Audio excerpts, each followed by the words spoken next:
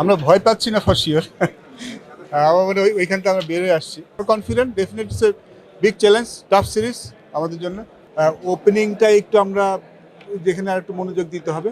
আমরা গত বছর আসলাম 4 বন্ধু ওয়ার্ল্ড কাপ দেখতে গিয়েছিলাম, তো আমরা 4 বন্ধু 4 দলের সাপোর্টার। সিলেক্টেড হলেও যা, সিলেক্টেড না হলেও তা।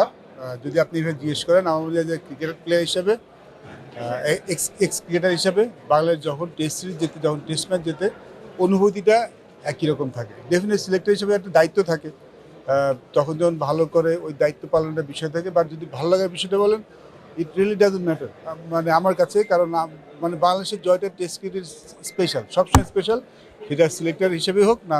মুলতান টেস্ট ম্যাচটা আসলে কখনো ভুলবো না, ওটা আসলে একটা স্পেশাল টেস্ট ম্যাচ, ওটার আবেগটা আসলে অন্যরকম ছিল তখনকার ক্রিকেটার, এখনকার ক্রিকেট তো ডিফারেন্ট ডেফিনেটলি। বাট এই টেস্ট সিরিজটাতে একটা ভালো বিষয় ছিল, দেখুন আমরা মানে এই টেস্ট সিরিজটাতে আমাদের যে একটা ট্যাগিং ছিল, যে আমরা আমাদের মতো হোম কন্ডিশন বানিয়ে দিতি, সেখান থেকে মানে বাংলাদেশ বেরিয়ে আসতে পেরেছে। আমার মনে হচ্ছে স্টেটমেন্ট ফ্রম বাংলাদেশ ক্রিকেট সবার কাছে, যে বাংলাদেশের টেস্ট ম্যাচ জিততে তাদের হোম কন্ডিশন বানাতে হয় না, যে কোনো কন্ডিশন বানিয়ে জিততে পারে। আমরা ভয় পাচ্ছি না ফর শিওর। আমার মনে হয় ওইখান থেকে আমরা বেরোয় আসছি। আমরা যখন প্রথম টেস্ট ম্যাচ খেলতে যাই, টেস্ট সিরিজ খেলতে যাই অস্ট্রেলিয়াতে, তখন আমাদের কিন্তু অনেক কথা হয়েছিল। সেখানে কিন্তু বাংলাদেশ খারাপ খেলেনি, আমাদের একদিনের টেস্ট ম্যাচ শেষ করার কথা হয়েছিল, কিন্তু আমরা কিন্তু আমার মনে আছে 2টি টেস্ট ম্যাচের 4 দিন পর্যন্ত আমরা লাস্ট করেছি এবং ভালো খেলেছিলাম। অস্ট্রেলিয়ান ক্রিকেটার আমাদের অনেক প্রশংসা করেছে। আমাদের দলটা এখন অনেক দূর এসছে। আমার মনে হয় রেজাল্টের কথা বলবো না, বাট চ্যালেঞ্জ জানানোর জন্য বাংলাদেশ মানে এখন প্রস্তুত। আমরা confident, definitely it's a big challenge, tough series আমাদের জন্য, বাট সেটা মোকাবেলা করার জন্য আমরা মনে প্রস্তুত।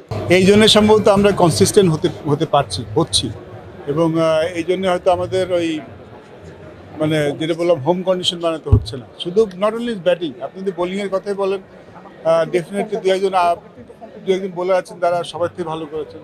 Obviously Nahid Rana outstanding. যদি আপনি পারফরমেন্স দেখেন, তাইজুল প্রথম 2 টেস্টে হয়তো বেশি উইকেট পাননি, কিন্তু ইম্পর্টেন্ট ব্রেক থ্রু দিয়েছিলেন। শেষ ইনিংসে কিন্তু 6 উইকেট পেয়েছেন। আপনি তাসকিন হয়তো পুরো সিরিজে অত উইকেট পায়নি, কিন্তু যদি দেখেন যে ইম্পর্টেন্ট ব্রেক থ্রু যদি বলি আমরা, ম্যাচের মোড় ঘুরিয়ে দেওয়াটা, সেটা কিন্তু তিনি করেছেন। মিরাজ 5 উইকেট পেয়েছেন।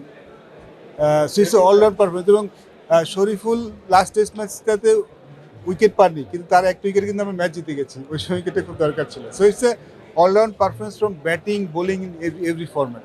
ডেফিনেটলি আমাদের ওপেনিংটা একটু আমরা যেখানে আর একটু মনোযোগ দিতে হবে। এছাড়া বাকি সবাই মানে আমাদের কারোর উপর ডিপেন্ড করতে হচ্ছে, যে এই টিমটা সবচেয়ে ভালো।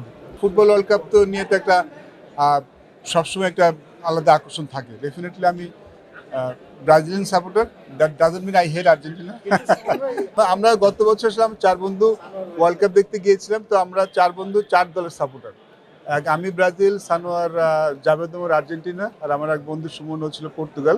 বাট আমাদের যাওয়ার সময় একটা ছিল যে সবাই সব দেশের জার্সি নিয়ে যাবে, এবং যেই সাপোর্টই হয় ওই টিমের জার্সি পরে খেলা দেখতে হবে। সেন্সেশন বলবো, সুপারস্টার বলবো না, আমি বলবো sensation.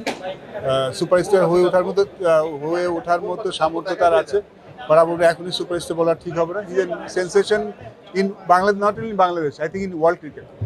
Everyone talking about him. But আমাদের বাকি যারা আছে তাদেরকেও আমি বলবো যে they are also very good.